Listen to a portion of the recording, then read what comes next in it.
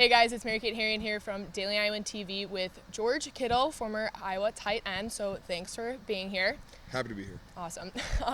So just kind of start us off from the beginning. I kind of remember at the Outback Bowl you talked about how Iowa was one of the main schools that was interested in you. So just kind of talk about why you went with Iowa and what they've done for you over your time here. Biggest reason I went to Iowa was one, my dad played here back in the 70s and 80s, so that was a big reason. I grew up going to Iowa football games, so I just always wanted to be here. And then really my process here, I came in as like a 200-pound tight end, and over the course of 5 years, I worked every day, got up to 250. And I just really enjoyed my time here. Teammates were great, coaches were great, and I loved every season I played here. And then you kind of just talked about you came in 200-pound tight end. So obviously you redshirted then. Yes. What did that year do for you?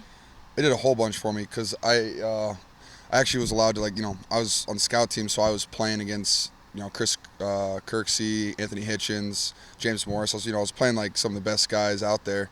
That really helped me. I learned their fire for the game and what it takes to show up to every day to practice. So that's something that I learned from them, and I'll never forget that.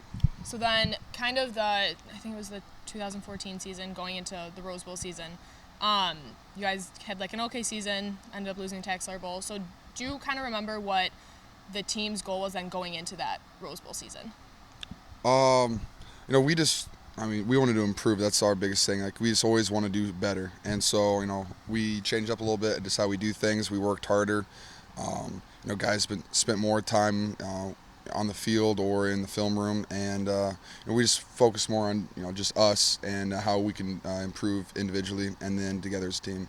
And then obviously then the 2015 season, Rose Bowl season, was great, and you had a great year. So just kind of talk about, obviously then Doozy got hurt, so kind of changed things for you a little bit, but talk about just game by game, kind of what your game plan was going through that season and then getting to the Big Ten Championship and then the Rose Bowl. Game by game for the 2015 season? Not game by game, but you know what I mean. Yeah. No, we started that year off. We did it. That's the great thing about Iowa. We do this, we don't really change up a lot. We're going to do what we're going to do. We're going to run the ball. We do some play action off of that, but we're going to run the ball down your throat. And, it was fun, the whole year, you just came in and we kind of knew what we were going to do every single week, but we just focused on one day at a time, one day of preparation. That got us the game, win that game, and just move on to the next one. That's just what we did for 12 games, and it was awesome. I loved every second of it. And then going into the Big Ten Championship and Rose Bowl, was that a different kind of mindset for you guys? And then maybe the Rose Bowl just because you ended up losing the Big Ten Championship, or how was that for you guys? We treated the Big Ten Championship game the exact same as we did the whole season. And, that was a really good game, really tough loss, but we treated it like we would every single game. And then the Rose Bowl, it's a little bit different bowl prep because you have so much time in between your last game and the bowl game. But we try to make it as similar as possible. But, that was, everyone was still in a good, positive, good mood because, we did just, 12-1 is not a bad record. So it was kind of hard to be negative. And then after the Rose Bowl, going into your senior season, what were some of your personal goals for spring and summer and team goals as well?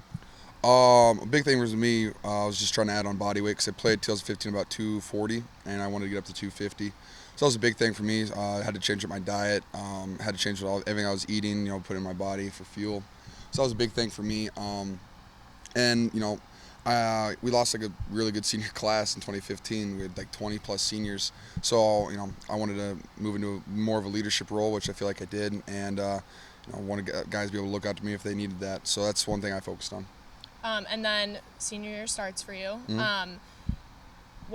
You got hurt in the Purdue game, I believe. Yep. Yeah. Okay. So, how did that kind of affect your mindset? But then you ended up coming back. You were in the Michigan game, I believe. Didn't play Michigan. Nebraska. Played Nebraska. Okay. And then you obviously then played in the bowl game. So how was your mindset between getting hurt and then when you played again? What you obviously wanted to get back on the field. So. I spent a lot of time in the training room. It's about all I did. But it really is not fun not playing. That's what It's not fun at all, especially your senior year. But I came in every day positive. Just trying to because we had young guys, and I think Michigan we started 2 walk-on tight ends. So that's crazy, and so I just tried my best to mentor and help them out as much as I possibly could. For the 2 weeks I didn't play, and just try to be as positive as I possibly could be, which is it's hard when you're not playing, but it's one thing I focused on. And then how are you feeling now? Everything good? Yeah, feeling great. Nothing wrong? Good. No. So then preparing for the combine, Mm-hmm. what was that like? Where did you train and who did you train with? Let's see. So my agent, who also represents my cousin Henry, who played here last year, he sent me to Frisco, Texas, to work out in Exos, and I was there for January and February, leading up to the combine, and I really liked my time there. It was really fun. Like players that I worked out with, I'd be Ryan Switzer from North Carolina, Trent Taylor from Louisiana Tech, Malachi Dupree from LSU, Avante Collins from TCU. I mean, it was awesome because it was just guys spread out throughout the country. It was really cool because just being able to talk to them about their careers and like how people did things differently. That was really fun for me, and I really enjoyed my time down there, and I think it really helped me prepare for the combine. Definitely. And then you were very successful in the combine. How did that help you then going into pro day? I mean, it definitely helps. Doing well at the combine, confidence. I just really felt like I couldn't mess anything up. So, I said a lot of confidence going in pro day and just continue to do well in those drills. And so, I mean, I was really happy with my performance at pro day as well. And I'm really just looking forward to this draft.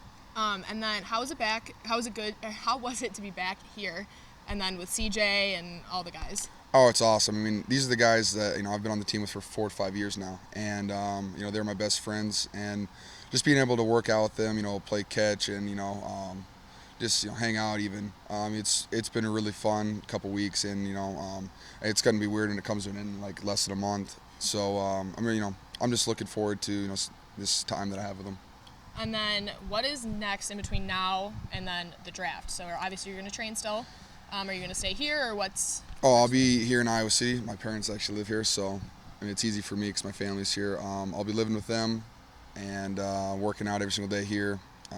It's really about it, which is nice. Then if you could pick one moment at Iowa for your football career, what is that one moment that will stay with you if you had to pick just one? That's rough. Yeah, I know. Sorry. Like a team moment or an individual? Anything you would like. I mean, I'll never forget after we beat Nebraska at Nebraska last year. Coach Ferentz came into the locker room and he said, "I don't know what to tell you guys because I've never gone 12-0 before." And that was just one of the coolest things ever because he literally had no idea what to say, and it was just an awesome celebration. All right, well, that's all we have. So thank you very much for sitting down with us, and good luck with everything. Thank you so much. Awesome.